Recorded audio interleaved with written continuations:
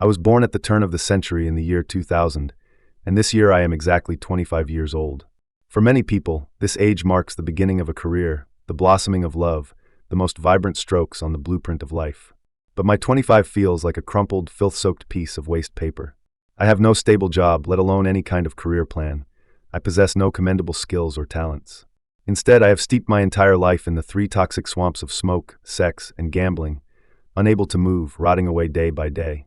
I've never actually used those drugs explicitly banned by law, but nicotine has long been an indispensable fuel in my body. My smoking habit, which began when I was 15, has lasted a full decade, a long, smoke-shrouded 10 years. My craving for cigarettes is monstrous, like a beast that can never be fed enough. When I had money, 2 packs of Marlboro a day was my standard, the red hard packs tossed carelessly on my car's center console or in my coat pocket, a cheap expression of my vanity. When penniless, my thirst for nicotine would drive me into corners stripped of all dignity. I would scavenge through public trash bins like a hyena, not for food, but for discarded cigarette butts with a trace of tobacco left in them. I would carefully pick them out, hold them between fingers trembling from tension, and, heedless of anyone around, bring them to my lips to greedily inhale that last puff. That taste, mixed with ash and the contempt of others, somehow became my manna in that moment. If smoking is the slow poison eroding my body, then pornography addiction is the fast-acting destroyer of my mental world. Masturbation long ago evolved from an initial shyness and curiosity into a refined, mechanical, daily ritual. The skills I honed brought with them a rapid decline in physical function. I still remember a few years ago, after winning some money at the gambling table, I walked into an expensive private clinic with a sliver of hope. The doctor looked at me with a clinical gaze and prescribed a pile of costly medication. I took them on schedule, even tried to quit, but the emptiness and desire rooted deep in my bones made all efforts pale and futile. The minor improvements from the medicine would be wiped out in the next indulgence. Now, the situation has deteriorated to a point of despair.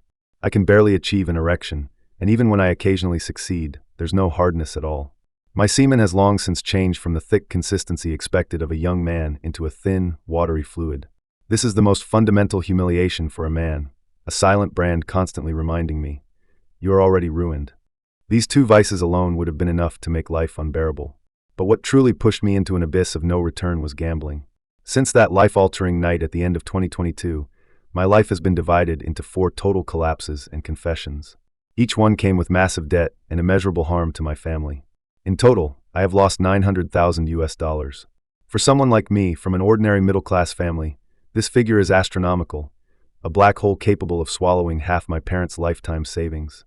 I bled dry every relative and friend I could reach, draining their last drop of trust with lies and tears. My credit score has long since hit rock bottom, placing me on the blacklist of every bank and lending institution. These days, I wake not to sunlight, but to a crushing, suffocating sense of exhaustion. The anxiety of debt is like an invisible hand gripping my throat, while my deteriorating body is like a shattered mirror reflecting a fragmented future. Everywhere I look, my life resembles a charred wasteland after a great fire, black, barren, stripped of all hope. My downfall wasn't sudden. Looking back, the seeds of rebellion were planted in my teenage years. I was never a well-behaved child, always feeling my parents' advice was a cage, my teachers' lectures just noise. In junior high, my desire to be different peaked.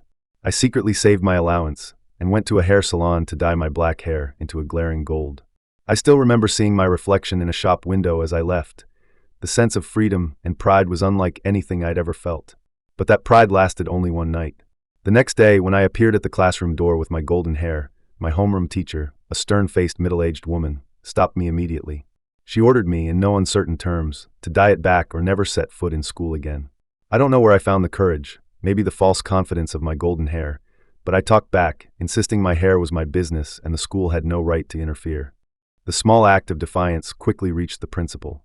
The school called my parents, and the ultimatum was clear: obey and dye my hair black or be transferred out. Faced with my parents' fury and the school's pressure, I eventually caved. Back at the salon, I covered up the gold that had lasted less than 48 hours with dull black. The incident turned me into a laughingstock. Friends who once got along with me began whispering behind my back, mocking my defiance, giving me nasty nicknames. The isolation and ridicule hurt more than any scolding or beating from parents or teachers. From that moment, I distanced myself from the so-called good students and started hanging around idle youths outside school. Most older than me, school dropouts who spent their days smoking, drinking, and fighting. There was a dangerous allure about them that I mistook for real cool and freedom. My first cigarette came from Rick, a guy 3 years older. We were sitting on the steps of an abandoned parking lot when he casually flicked a cigarette from a crumpled pack and offered it to me with a hint of challenge in his eyes. I hesitated, but under the watch of him and the others, I took it. The first drag burned my throat and made my eyes water, my head spinning unpleasantly. But to fit in, I forced myself to inhale deeply, copying their style. Soon, I went from taking smokes from others to spending my own allowance on cigarettes. Hanging out with them opened a door to darker corners. I began skipping classes to go to Rick's basement. His parents were gone during the day, and that dim, damp, musty basement became our secret base. It was there I first saw a real porn film. Rick pulled files from an encrypted hard drive, and the flickering images of entwined men and women, things I had never seen or heard of, exploded in my adolescent mind like a bomb. I felt both shocked and excited, gripped by a new, unhealthy curiosity. After that, I couldn't focus in class. My mind replayed those scenes over and over.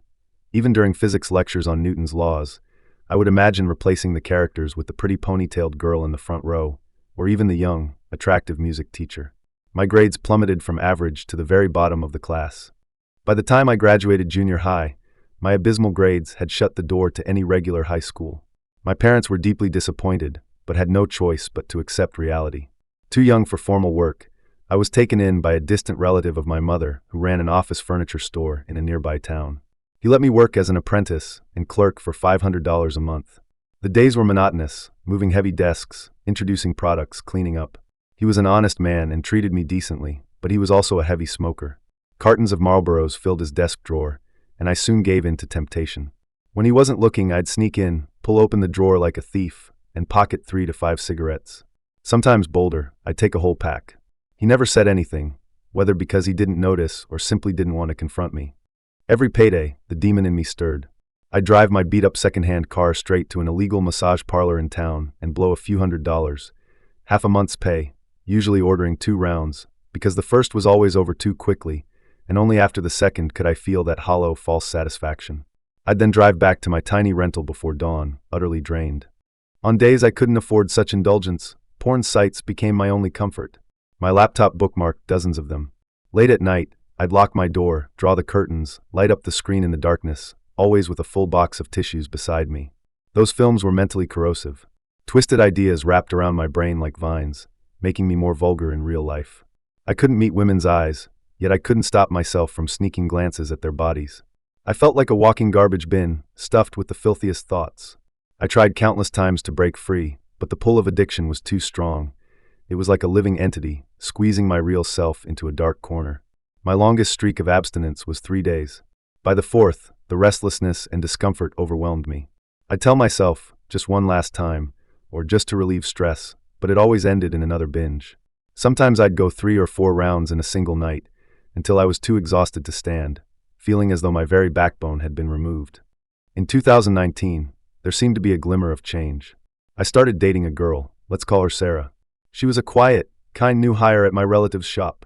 She felt like a beam of light in my dark life. I tried everything to please her, buying breakfast, telling bad jokes. I still remember the first time I held her hand. Its warmth and softness sent an electric current through me, bringing a pure joy I hadn't felt in years. I thought maybe, for her, I could become a better man. But my body was already ruined. Our intimacy never went beyond kissing. She was relatively conservative, unwilling to live together, and I, because of my own issues, didn't dare ask for more. But you can't imagine how damaged my porn-ravaged body was. One night, after a movie, I kissed her, and shamefully, uncontrollably finished right there in that loving kiss. I felt her body stiffen instantly. She said nothing, but the silent awkwardness cut deep into my already fragile pride. Then the pandemic hit. The lockdowns in 2020 trapped me in my tiny rented room for months on end. The shop closed, my income vanished, and my life became nothing more than endless smoking, endless porn, and endless gambling. I had discovered online casinos, especially sports betting and digital slot machines. The flashing lights and electronic jingles became my new lullaby. At first, it felt harmless, betting a few $dozen, winning sometimes, losing sometimes, just to kill time. But like all addictions, the stakes climbed without me noticing. My first big win hooked me completely. I turned $100 into $5,000 overnight. The rush was indescribable, like being injected with pure euphoria. From then on, I chased that high relentlessly. I told myself I was skilled, that I could make a living from gambling. But the truth was brutal. The more I bet, the faster I lost. By late 2022, I had lost every penny of my savings, maxed out my credit cards, and borrowed heavily from friends and relatives. I lied, telling them I needed money for business opportunities or emergencies. When the lies unraveled, all that remained was cold contempt and severed ties. The first time I hit rock bottom was December 2022. I owed more than I could count and couldn't even pay rent. I broke down in front of my parents, crying and confessing everything. They were devastated. My father, a man who had worked tirelessly all his life, didn't yell. He just looked at me as though I were already a stranger. My mother wept until she lost her voice.